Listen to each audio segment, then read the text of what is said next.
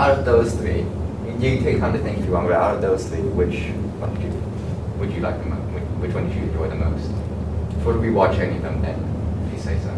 For me, I think I like the one The Witcher the most because that one kind of had like props that was like really specific to the film, so like the swords, which is kind of unique, and also like the camera's like always moving. There's lots of like camera movement. I think that's like really interesting. Also like the arrow in slow motion, that was like a really cool, unique shot. I think that kind of separates it from the other two, which are kind of look more like generic action fighting scenes. Yeah. I agree. I think The Witcher was my favorite. I felt like the slow-mo bit was a bit, it might be seen as a bit cliche, but the violence was certainly on point, given by my extremely shocked reaction. That was genuine. And it might come across as a bit too violent for some people, but I think that's what makes it good, in that it captures the theme of the actual movie. Okay. So which of these would you say is your least favorite? Which one would you change the most? I think probably the one in John Wick, to be honest, because there's like the least camera movement, and like I think it's kind of cliche as well as like the gunfight, just like a typical gunfight chase. No hand-to-hand combat even. Yeah, and like the hand-to-hand combat looks more like impressive rather than just shooting, and like and the camera doesn't move too much as well. I think it's I think like the biggest factor here is the choreography. And choreography is a big part of action sequences. So if a film gets that right, then I'm sold. Okay, so you changed the choreography. Yeah. And you changed the camera movement, so it's more dynamic. Yep. Okay. Thank you. You mentioned the props earlier. Yep. Out of these three, you notice how these three use three different styles of combat: bladed weapons, hand-to-hand, and also gunplay. Out of just not necessarily even in these scenes, out of which three would you think you would enjoy watching the most? Ideally, if all of these were done perfectly, using which weapons do you think you'd enjoy the most? I think sword fight, because it's like the most done least. It's like very different, kind of, because like most films just do punching, shooting, like gunfight. I mean, sword fighting, it's like it requires lots of like choreography, and I think it's like there's lots of like movements with like the swords, camera angles. There's like lots of things that you can do with that. I think it could be really interesting and cool. Yeah, a sword adds the flair that a gunfight or a fist fight might otherwise not have. Yep. Okay, thank you very much. So you mentioned you like The Witcher the most. Is there anything you would change about it as well? You mentioned the violence before. Would you tone that down? Or is there anything else you would change at all? If, for your personal taste? From my personal taste. Given that I am not too fond on violence, I'd probably tone it down a bit. This was pretty Game of Thronesy, which is why I don't even watch that series. So I'd probably tone the violence down a bit. But otherwise, yeah, I think it was done pretty darn well. I wouldn't change anything about The Witcher. I think it's really good. Like, it fits with the mood and the tone of the film, and I don't mind the violence. I think it's really cool as well. Okay. Okay, thank you very much. In terms of the editing, how do you feel when you see editing like this, where it's a lot of really quick cuts? Like it engages the audience a lot better than like the longer takes, because like it's always changing angles. I think that's like really effective and can make the scene really exciting and enjoyable to watch. Maintains audience focus. It's a lot more dynamic than the John Wick one.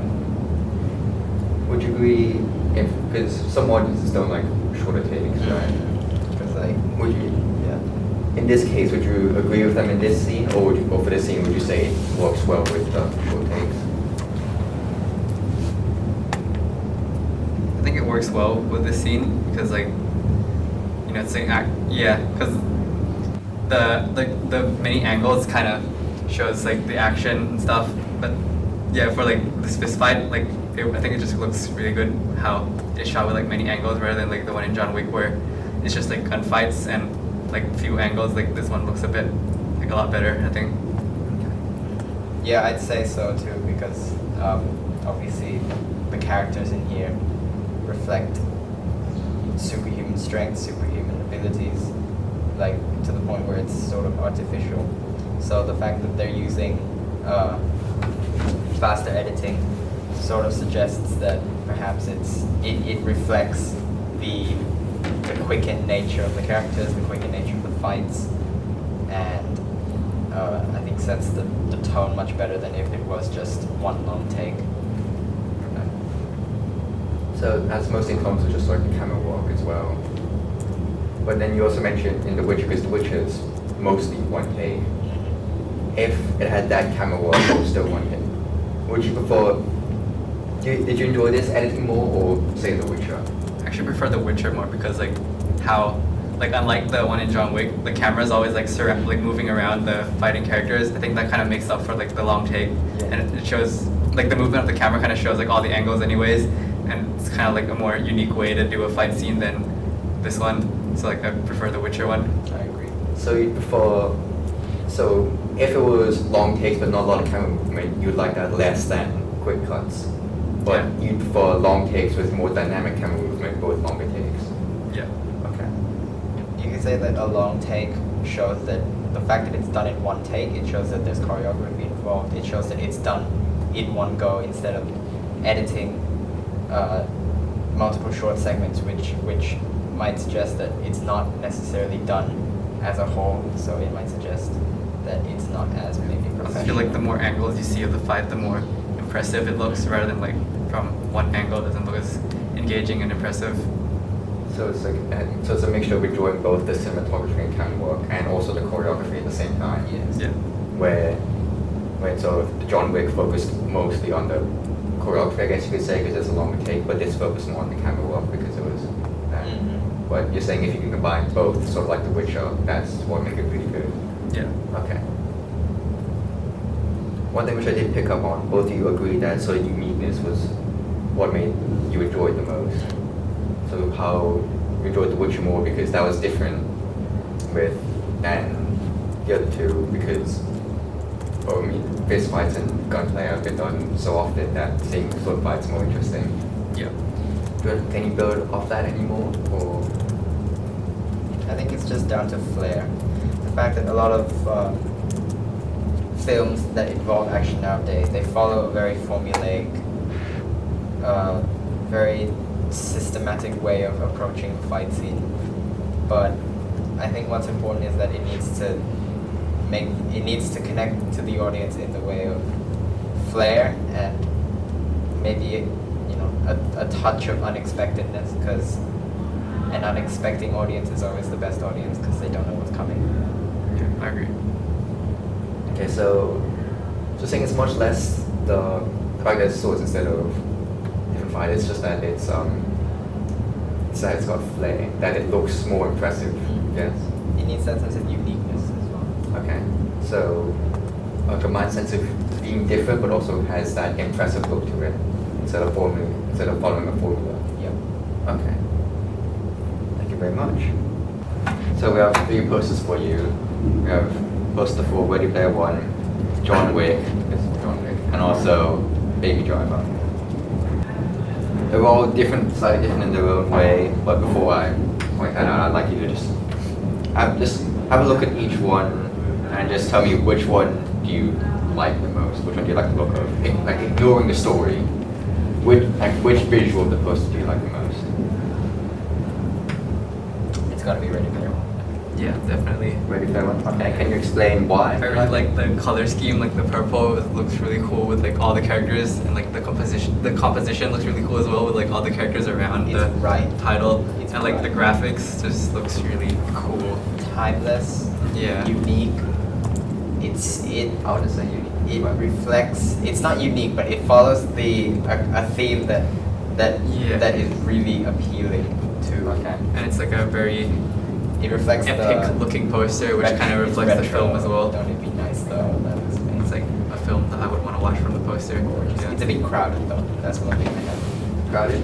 Yeah, the problem with a lot of posters is that sometimes it can get a bit crowded. For example, Infinity War, the poster was pretty crowded, but there's a lot of good things about like the other two.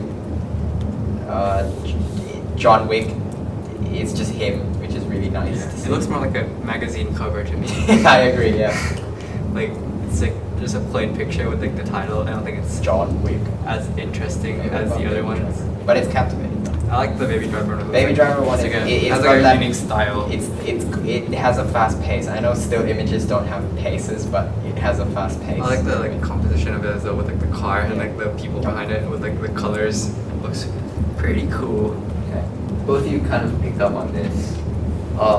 The main difference we wanted to show between them was the amount of people in the posters. Of course, we had John Wick, just the sole protagonist alone. Baby Driver, where it's the protagonists, and also a bit of action as well. As you can see, of course, the car, the visual, the gun. Then also Ready Player One, where there's absolutely everyone. And what I found interesting was, you said you liked it because it showed everyone, but you also mentioned it was crowded. So, That's like that's just advice to anyone making a poster. Don't overcrowd it. would you say it's crowded, or would you say this is fine? I actually like it. It's like the Okay. more people there is, it kind of shows like how like the film has like many characters, and that's kind of interesting. Like you kind of want to know like all and meet like all the characters in the film, and they're all kind of like unique with like their costumes and stuff, which is pretty interesting rather than just like one character. I think it's important to consider relevance as well. Yeah. Like for example, I'll use a bunch of examples. The Force Awakens, that poster it's good, but the problem with that is that the relevance, there's sort of just random stuff just put into the poster. For me, like all the cool characters with like the kind of like the cool costumes like at the bottom and like around, that kind of like sells the film as well because yeah, it just looks really cool with like everyone, and like I want to see what they're all like on the actual movie, which kind of sells the movie to me. Do you agree with that, John Mike? Sort of. That seeing everyone makes you want to watch more, even though it looks a bit crowded. Sort of. If it was, I personally don't mind the crowding, but my if the personal crowding, preference is- if it's crowded, then it better be used well because at first glance, you wouldn't necessarily predict that it's like based on like video games and whatnot. It looks more of like a bad parody of Star Wars or Star Trek or something. But there needs to be the distinction because you see Nolan Sorrento in the top left. Okay, cool. Is he the bad guy? Is he the good guy? We know Wade Watts is the protagonist because he takes center stage. We know that, but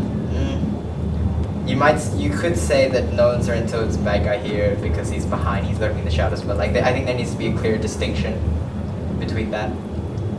So the thing, sort of like, there's so much going on that at a first glance you can't tell exactly who's who, but yeah, you need to actually look at it, actually notice it.